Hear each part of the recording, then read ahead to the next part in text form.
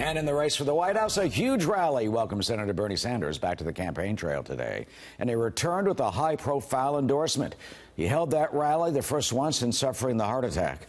Congresswoman Alexandria Ocasio-Cortez now throwing her support behind the Vermont senator in his bid for the White House.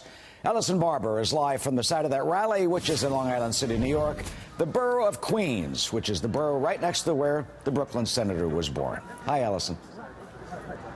Hey, Eric. Yeah, thousands of people showed up today to welcome Senator Bernie Sanders back to the campaign trail, though many of his supporters said that Bernie never really left. They argued that he simply took a pause. He walked out onto the stage to AC/DC's Back in Black to thousands of people cheering. The campaign, they say they had a permit for 20,000 people, and they exceeded that. They're estimating they had just under 26,000 people out here today. Senator Sanders talked about his key campaign issues, things like health care, income inequality, workers' rights, homelessness, his proposal for an affordable housing program. He was introduced by his newest endorsement, a progressive favorite, Representative Alexandria Ocasio-Cortez. I have grown to appreciate the enormous, consistent, and nonstop advocacy of Senator Bernie Sanders.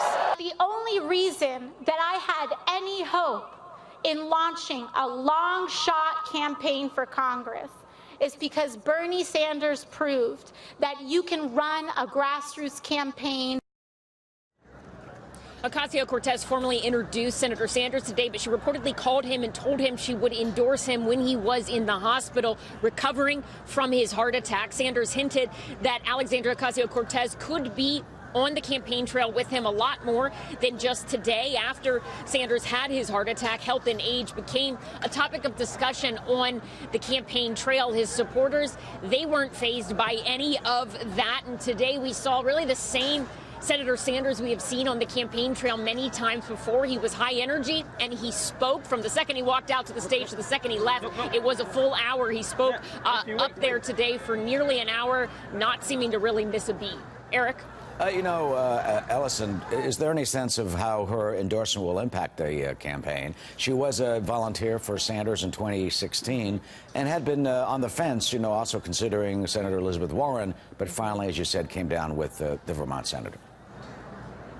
Yeah, right. Well, time will tell. Obviously, Congresswoman Ocasio-Cortez has a really big following. People would want her endorsement, and there'd been a lot of talk of who would the progressive so-called squad end up supporting. Would it be Senator Warren or would it be Senator Sanders? We've seen Sanders in recent days trying to really make more, really point out the differences that he sees between himself and Senator Warren, saying that, hey, we are not that similar. He made the comment of saying that Warren describes herself as a capitalist to her bone. He is not. We've seen him more forcefully come out and try and point out those differences.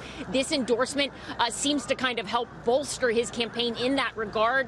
Ocasio-Cortez is also not the only squad member to support him this week. We also saw Representative Ilhan Omar come out and endorse Senator Sanders just a few days ago. So between the two of them, certainly a momentum boost. Whether or not it leads it further down the road, time will tell. But for now, it's a big deal for this campaign, especially one that is coming back after having a bit of a pause in regards to the senator's health. Yeah, and certainly. Put both of them on the campaign trail. She just tweeted out, "Our greatest hope is a multiracial, working-class movement in the United States of America." Clearly, that's what they both will be stumping for on the campaign trail. Ellison, always good to see you. Thanks so much.